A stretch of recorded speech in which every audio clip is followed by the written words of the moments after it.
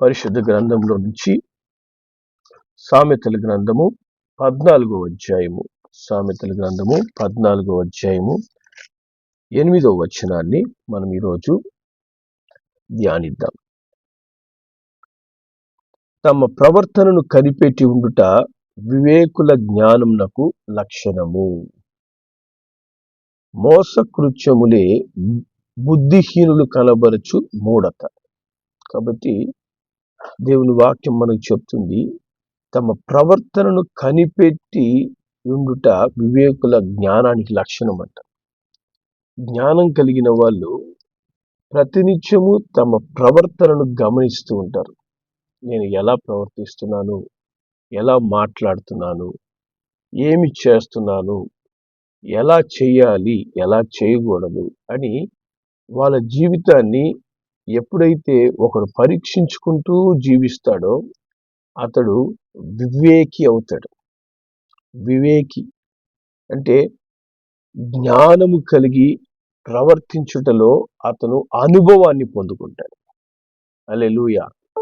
కానీ మరి బుద్ధి లేని వాళ్ళను గమనిస్తే వాళ్ళు వారి ప్రవర్తనను గమనించుకొనక మూఢమైన క్రియలు, మూర్ఖులులాగా ప్రవర్తిస్తుంటారు, బుద్ధిహీనుల్లాగా ప్రవర్తిస్తూ ఉంటారు.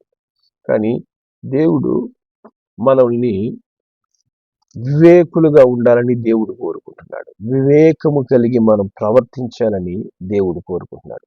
ఈ లోకంలో మనము ఎన్నో పరిస్థితులు ఎదుర్కొంటుంటాము, ఎన్నో విధమైనటువంటి వ్యక్తులని మనము కలుస్తూ ఉంటాము. ప్రతి స్థలంలో కూడా మనము వివేకము కలిగి ప్రవర్తించాలి, వివేకము కలిగి జీవించాలి. అందుకే దేవుని వాక్యం అంటది, మీరు పావురం వలె పరిశుద్ధతతో పాటి పాముల వలె జ్ఞానం కలిగి ఉండాలని. కాబట్టి ఈ లోకములో ఉన్నటువంటి పరిస్థితుల్లో మనము వివేకము కలిగి జీవించడం. వివేకం కలిగి జీవించడం అంటే ఇతరులను మోసపరిచే విధంగా మనం జీవించడం కాదు. మన ప్రవర్తనను కనిపెట్టుకొని మన ప్రవర్తన యోగ్యమైన ప్రవర్తనగా సరిచేసుకోవడం, అది చాలా ముఖ్యం. ఆ విధంగా జీవించేవాడు ఈ లోకంలో మంచి పేరు పొందుకుంటాడు, జ్ఞానవంతుడని పేరు పొందుకుంటాడు. హల్లెలూయా. మొదటి సమూయేలు గ్రంథము 18వ అధ్యాయము 14వ వచనాన్ని మనం చదువుదాం. ఇక్కడ వాక్యం చెప్తుంది, దావీదు సమస్త విషయములలో సుబుద్ధి కలిగి ప్రవర్తింపగా యెహోవా అతనికి తోడుగా ఉండెను. హల్లెలూయా. ఇప్పుడు దావీదు ఇక్కడ ఏం చేస్తున్నాడంట? ప్రతి విషయంలో బుద్ధి కలిగి ప్రవర్తిస్తున్నాడు, వివేకము కలిగి ప్రవర్తిస్తున్నాడు. వివేకము కలిగి ఏ వ్యక్తి అయితే జీవిస్తాడో ప్రతి విషయంలో, సమస్త విషయంలో, కొన్ని విషయాల్లో జ్ఞానం కలిగి కొన్ని విషయాల్లో బుద్ధి లేని వాళ్ళుగా మనం ఉండకూడదు. అన్ని విషయాల్లో మనము సుబుద్ధి కలిగి ఎప్పుడైతే ఉంటామో దేవుడు మనకు తోడుగా ఉంటాడంట. ఇక్కడ దావీదుకి ఎవరు తోడైపోయారు? ప్రతి విషయంలో బుద్ధి కలిగి ప్రవర్తించినందువల్ల దేవుడు దావీదుకు తోడుగా ఉన్నాడు. నీ జీవితంలో కూడా దేవుడు నీకు తోడుగా ఉండాలంటే ప్రతి పరిస్థితి, మనకు కొన్నిసార్లు కోపం ఎక్కువ వచ్చేస్తుంది, కొన్నిసార్లు బాధ ఎక్కువ వచ్చేస్తుంది, కొన్నిసార్లు సంతోషం ఎక్కువైపోద్ది, కొన్ని పరిస్థితుల్లో మనకు కష్టం ఎక్కువైపోద్ది, నేను ఒక్కడిని కష్టపడుతున్నానటువంటి దిగులు వచ్చేస్తుంది. ప్రతి విషయంలో మనం ఏం చేయాలి? సుబుద్ధి కలిగి ప్రవర్తించాలి. సుబుద్ధి కలిగి మనము ప్రవర్తించినప్పుడు, మన ప్రవర్తన జ్ఞానము కలిగి వివేకముగా ప్రవర్తించినప్పుడు దేవుడు మనకు తోడై ఉండి మనలను ఎలా నడవాలి అనేది నేర్పిస్తాడు. చూడండి, ఈ సుబుద్ధి లేకపోతే వివేకం ఇది ఎలా వస్తుంది అంటే, ఆ సుబుద్ధి కలిగిన వాళ్ళు ఎలా ఉంటారు అంటే, దేవుని వాక్యం చెప్తుంది. సామెతల గ్రంథము 19వ అధ్యాయము, సామెతల గ్రంథం 19వ అధ్యాయము 11వ వచనం. సామెతలు 19:11. ఇక్కడ వాక్యం చెప్తుంది, ఒకని సుబుద్ధి వానికి దీర్ఘశాంతమునిచ్చును, తప్పులు క్షమించుట అట్టి వానికి ఘనతనిచ్చును. హల్లెలూయా. సుబుద్ధి కలిగిన వాడు ఎలా ఉంటాడంటే ఓర్పు కలిగి ఉంటాడు. వెంటనే ఎమోషన్ గాడు, తొందరగా నోటికొచ్చిన మాటలు మాట్లాడు. సుబుద్ధి కలిగిన వాడు ప్రతి పరిస్థితిలో దీర్ఘశాంతం, ఓర్పు కలిగి ఆలోచించి నిర్ణయాలు తీసుకుంటాడు. హల్లెలూయా. మరి విరోధంగా తప్పులు చేసే వాళ్ళను అతడు క్షమించేవాడిగా ఉంటాడు. తప్పులు చేసిన వారిని క్షమించుట ద్వారా మరి అటువంటి సుబుద్ధి కలిగినటువంటి వ్యక్తికి లేదా జ్ఞానము కలిగి ప్రవర్తించే వ్యక్తికి ఏమొస్తుందంట? ఘనత వస్తుంది. హల్లెలూయా. అతన్ని ఘనపరుస్తారు, ఆమెను ఘనపరుస్తారు. అబ్బా, ఈయన బుద్ధి ఎక్కువయ్యా, జ్ఞానం ఎక్కువయ్యా అని దేవుని తోడుతో పాటు ఘనత కూడా వారికి కలుగుతుంది. అందుకే మన ప్రవర్తన విషయంలో మనం చాలా జాగ్రత్తగా ఉండాలి. మనము ఒక మాట నోటి నుంచి వచ్చిన ఒక బుద్ధిహీనమైన ప్రవర్తన మనం ప్రవర్తించిన తరువాత మళ్ళా దాన్ని మనం వెనక్కి తీసుకోలేము. ఒక్కసారి మనం మాట్లాడిన తర్వాత మాటే. ఒక్కసారి బుద్ధిహీనమైనటువంటి క్రియ మనం చేసిన తర్వాత ఆ క్రియనే. అందుకే జ్ఞానము కలిగి ప్రవర్తించేవాడు వివేకి అనిపించుకుంటాడంట. హల్లెలూయా. దేవుని నామానికి మహిమ కలుగును గాక. మరి అట్టి సుబుద్ధి కలిగి ప్రతి విషయంలో జాగ్రత్తగా ప్రవర్తించినటువంటి దావీదుకి దేవుడు తోడై ఉన్నాడు. హల్లెలూయా. సుబుద్ధిగా ప్రవర్తించడానికి దావీదు ఏం చేస్తున్నాడు చూడండి. మరి 2వ సమూయేలు గ్రంథంలోకి మనం వెళ్దాం. 2వ సమూయేలు గ్రంథము 5వ అధ్యాయం 18-19 వచనాలు మనం చదువుదాం. ఇక్కడ ఏం జరుగుతుందంటే, ఫిలిష్తీయులు దండెత్తి రెఫాయిము లోయలో వ్యాపింపగా దావీదు, నేను ఫిలిష్తీయులకు ఎదురుగా పోయేదనా, వారిని నా చేతికి అప్పగింతువా అని యెహోవా యొద్ద విచారించినప్పుడు, పొమ్ము, నిస్సందేహముగా వారిని నీ చేతికి అప్పగించేదను అని సెలవిచ్చెను. హల్లెలూయా. కాబట్టి చూడండి, తన జీవితంలో ఫిలిష్తీయులు అనేటువంటి శత్రువులు వస్తున్నారు. తనకు విరోధముగా మరి తన యొక్క దేశం మీద దాడి చేయడానికి వచ్చారు. దావీదు ఏం చేస్తున్నాడంట? వెంటనే పోయి తగు వేసుకోవడం లేదు, వెంటనే పోయి యుద్ధం చేయడం లేదు. వెంటనే ఏం చేస్తున్నాడంట? దేవుని సన్నిధిలో మోకరిల్లుతున్నాడు. దేవునికి ఆ పరిస్థితిని అప్పగిస్తున్నాడు. ప్రభువా, ఈ పరిస్థితిలో నన్ను ఏం చేయమంటావు? నేను పోయి యుద్ధం చేయాలనా, లేకపోతే చేయకూడదా? నన్ను ఏం చేయమంటావు? నువ్వు నాకు తెలియపరచు. హల్లెలూయా. మన జీవితంలో కూడా మనం ఎదుర్కొనే ప్రతి పరిస్థితిలో మనము వివేకము కలిగి జీవించాలంటే, దేవుని తోడు నీకు ఉండాలంటే దేవుని యొద్దకు నువ్వు రావాలి. దేవుని యొద్దకు వచ్చి నువ్వు ప్రార్థించగలిగినప్పుడే దేవుడు తన ఆలోచన నీకు ఇస్తాడు. చాలాసార్లు అనేకులు ఏం చేస్తారు? దేవునితో సహవాసం లేకుండా సొంత నిర్ణయాలు, సొంత ఆలోచనలతో మరి వారు ఎదుర్కొన్నటువంటి పరిస్థితిని ఎదుర్కోవడానికి ప్రయత్నం చేసి దాంట్లో ఓటమి పాలవుతారు, దాంట్లో నష్టపోతారు. ఎందుకంటే 90% మానవుని యొక్క నిర్ణయాలు ఎప్పుడు కూడా దేవుని చిత్త ప్రకారంగా ఉండవు. దేవుని ఆలోచన ప్రకారంగా నడవగలిగిన వ్యక్తి ఎవరంటే సుబుద్ధి కలిగిన వాడు మట్టుకే. ఒక మంచి బుద్ధి లేదా వివేకం కలిగిన వాడు మట్టుకే దేవుని యొద్ద విచారించి దేవుని ఆలోచనతో ముందుకు నడుస్తాడు. ఇక్కడ ఎప్పుడైతే ఫిలిష్తీయులు వచ్చారో దావీదు దేవుని సన్నిధిలో ప్రార్థన చేశాడు, విచారిస్తున్నాడు. దేవుడిచ్చే ఆలోచన తీసుకొని ముందుకు నడిచినందువల్ల దేవుడు ఆ యొక్క యుద్ధంలో జయమిచ్చాడంట. హల్లెలూయా. ఇంకొకసారి మళ్ళా ఫిలిష్తీయులు యుద్ధానికి వస్తున్నారు. అదే అధ్యాయము 22-23-24 వచనాలు మనం చదివితే ఇక్కడ వాక్యం చెప్తుంది, ఫిలిష్తీయులు మరలా వచ్చి రెఫాయిము లోయలో వ్యాపింపగా దావీదు యెహోవా యుద్ధ విచారణ చేశాను. అందుకు యెహోవా, నీవు వెళ్ళవద్దు, చుట్టూ తిరిగి పోయి కంబలి చెట్లకు ఎదురుగా వారి మీద పడుము. కంబలి చెట్ల కొనలు చెప్పుడు వినగానే ఫిలిష్తీయులను హతం చేయుటకు యెహోవా బయలుదేరుచున్నాడు కనుక అప్పుడే నీవు త్వరగా బయలుదేరవని సెలవిచ్చెను. హల్లెలూయా. కాబట్టి మళ్ళా ఇంకొకసారి సమస్య వచ్చినప్పుడు ఆయన ఏం చేశాడంట, ఈసారి మళ్ళా దేవుని దగ్గరికి వెళ్తున్నాడు. దేవుడు అంటున్నాడు, ఈసారి నువ్వు వెళ్ళొద్దు, నేను చెప్పిన విధంగా నువ్వు నడుచుకో అని దేవుడు ఆలోచనిస్తున్నాడు. దావీదు ప్రతి పరిస్థితిని దేవుని చేతికి తీసుకొచ్చేటటువంటి అద్భుతమైన ప్రార్థనాపరుడు. ప్రతి పరిస్థితిని నేను దేవుని దగ్గరికి తీసుకొచ్చే వారిగా ఉన్నప్పుడే దేవుడు నీకు బుద్ధినిస్తాడు, జ్ఞానం ఇస్తాడు. యెషయా గ్రంథము 28వ అధ్యాయము 29వ వచనములో దేవుని వాక్యం చెప్తుంది, ఆశ్చర్యకరమైన ఆలోచన శక్తియు అధిక బుద్ధియు అనుగ్రహించువాడు ఆయనే. కాబట్టి నీకు ఒక మంచి ఆలోచన శక్తి, అధికమైన బుద్ధి, నీ శత్రువుల కంటే అధికమైన బుద్ధి, నీకు విరోధంగా ఉంటున్న వారి కంటే అధికమైన జ్ఞానం ఎవరిస్తారు? దేవుడిస్తాడు. దేవుడు మటుకే నీకు మంచి ఆలోచన ఇచ్చి నిన్ను నడిపిస్తాడు. హల్లెలూయా.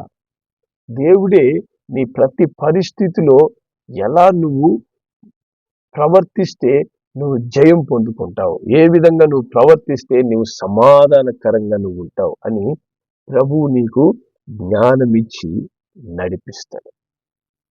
అనేక సార్లు మరి ఎందుకు తప్పు త్రోవలో మనుషులు వెళ్తూ ఉంటారు, ఎందుకు తప్పటడుగులు వేస్తారంటే వారికి మొట్టమొదట దేవుని యందు భయము భక్తి ఉండదు. అందుకే చూడండి, బుద్ధిహీనులాగా వారు ప్రవర్తిస్తారు. అందుకే ప్రసంగి గ్రంథంలో దేవుని వాక్యం చెప్తుంది. ప్రసంగి 7వ అధ్యాయం,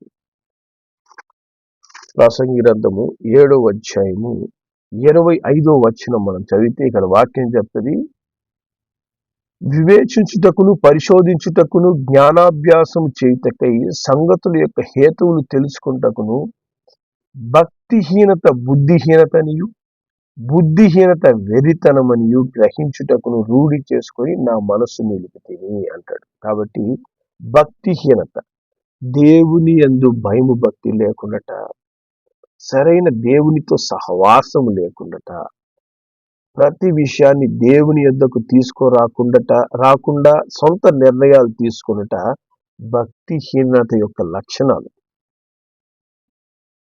దేవుడు లేడు అని భక్తిహీనులు అనుకుంటారు. ఇట్లా భక్తిహీనత కలిగిన వాళ్ళకి ఏమొస్తుంది? బుద్ధిహీనత వస్తుంది. వాళ్ళకి మంచి బుద్ధి కలగదు, సుబుద్ధి రాదు. ఆ సుబుద్ధి లేని బుద్ధిహీనత ఏం చేస్తుందంట? బుద్ధిహీనత వెర్రితనాన్ని కలగజేస్తుంది. వెర్రితనముతో వారు చేసే ప్రతిక్రియ వారి జీవితానికి నష్టమును, శాపమును, సమస్యను కొని తీసుకొని వస్తుంది. బుద్ధిహీనులు ఏం చేస్తారంట? సామెతల గ్రంథము 28వ అధ్యాయము, సామెతల గ్రంథం 28వ అధ్యాయము 26వ వచనం మనం చదువుదాం. చూడండి, తన మనస్సును నమ్ముకుని వాడు బుద్ధిహీనుడు. బుద్ధిహీనులు ఏం చేస్తారంటే దేవుని యందు నమ్మిక ఉంచరు. తన మనస్సులో ఏం ఆలోచన పడుతుందో, మనసులో ఇది చెయ్యి అని చెప్పేసి ఏది ఎమోషన్ గా సాతానుడు లోపల నుంచి మాట్లాడుతుంటాడో ఆ మాటకు లోబడి సమస్యను కొని తెచ్చుకునే పని చేస్తారు, కష్టమును కొని తెచ్చుకునే పని చేస్తారు అనమాట.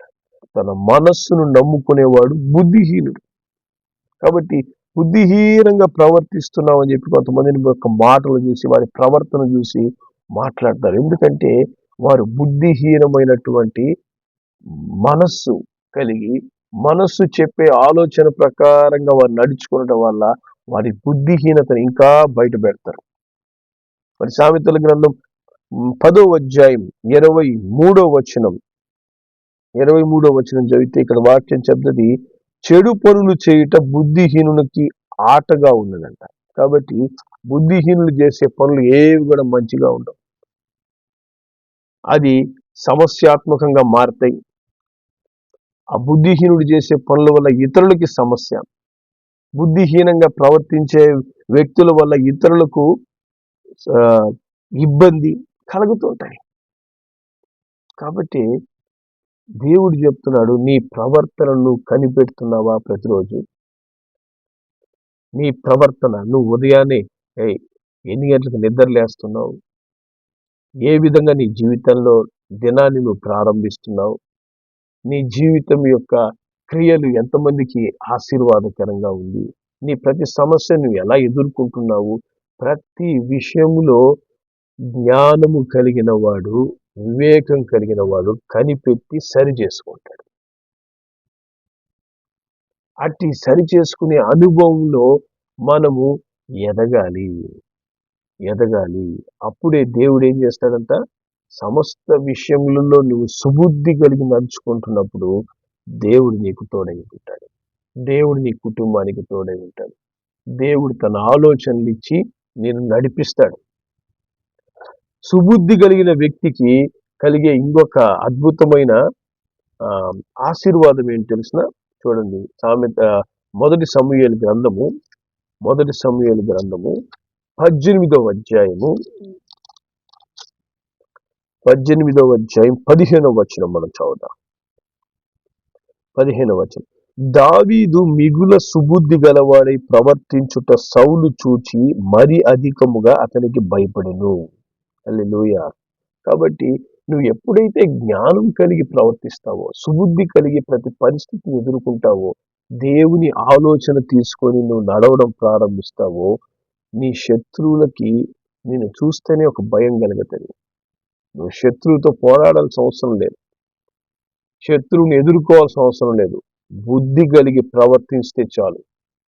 దేవుని జ్ఞానం కలిగి నువ్వు ప్రవర్తిస్తే నీ యొక్క విరోధంగా ఉన్నటువంటి, లేదా నిన్ను బాధ పెడుతున్నటువంటి, నీకు ఇబ్బందికరంగా ఉన్నటువంటి ప్రతి పరిస్థితి, ప్రతి వ్యక్తి నీ తెలివిని చూసి, నీ బుద్ధిని చూసి భయపడతారు.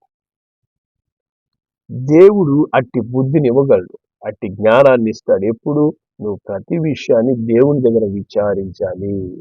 దేవుడు నీతో మాట్లాడేంత వరకు కనిపెట్టాలి. దేవుడు నీకు ఏం చెప్తాడు, దీన్ని ఏ విధంగా ఎదుర్కోమంటున్నాడు, ఎలా నడుచుకోమంటున్నాడు. దేవుడు కొన్నిసార్లు వెంటనే జవాబిస్తాడు, కొన్నిసార్లు ఒక దినం సమయం తీసుకోవచ్చు, లేకపోతే కొన్ని వాటికి వారం సమయం తీసుకోవచ్చు. దేవుని దగ్గర కనిపెట్టాలి, దేవుడిని అడగాలి, దేవా దీన్ని ఎలా ఎదుర్కోమంటావు. మనం దేవునితో మాట్లాడేది మన ఫోన్లో ఒకరితో సంభాషించినట్టే ఉంటుంది. మన ఫోన్ చెడిపోయిన ఫోన్గా ఉంటే ఫోన్లో ఎవరి మాటలు వినపడవు. అలాగే నీకు దేవునితో కనెక్షన్ కరెక్ట్గా ఉందనుకోండి, దేవుడు త్వరగా నీతో మాట్లాడతాడు. వాక్యం ద్వారా నీతో మాట్లాడతాడు, పరిశుద్ధుల ద్వారా నీతో మాట్లాడతారు, దైవజనుల ద్వారా నీతో మాట్లాడతారు. దేవుడు అనేక మార్గాల్లో నీతో మాట్లాడతాడు. కాకపోతే ఏంటంటే, మనం ఎప్పుడు అటు మంచి ప్రార్థనా జీవితం, ప్రభువు యొద్దకు చేరి ప్రార్థించే అనుభవం, దాంట్లో మనం దినదినం ఇంప్రూవ్ చేసుకోవాలి, అభివృద్ధి పరచుకోవాలి. దావీదు ఏ విధంగా ప్రతి పరిస్థితిని దేవుని యొద్దకు తీసుకొచ్చి విచారణ చేస్తున్నాడో, నువ్వు ప్రతిదినము నువ్వు ఎదుర్కొనే పరిస్థితిని ప్రభు యొద్దకు తీసుకుని వచ్చి విచారించాలి.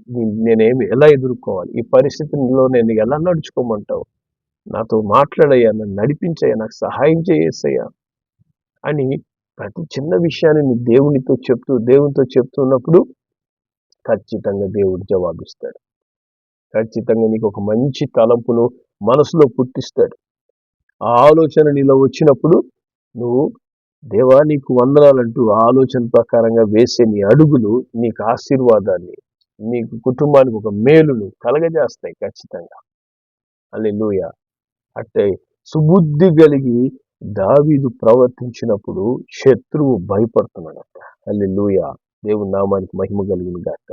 అదేవిధంగా అదే 18వ అధ్యాయం, మొదటి సమూయేలు 18వ అధ్యాయము 5వ వచనం మనం చదువుదాం. 5వ వచనంలో ఇక్కడ దేవుని వాక్యం చెప్తుంది, దావీదు సౌలు తనను పంపిన చోటకెల్లను పోయి సుబుద్ధి కలిగి పని చేసుకొని వచ్చెను గనుక సౌలు యోధుల మీద అతను నియమించెను.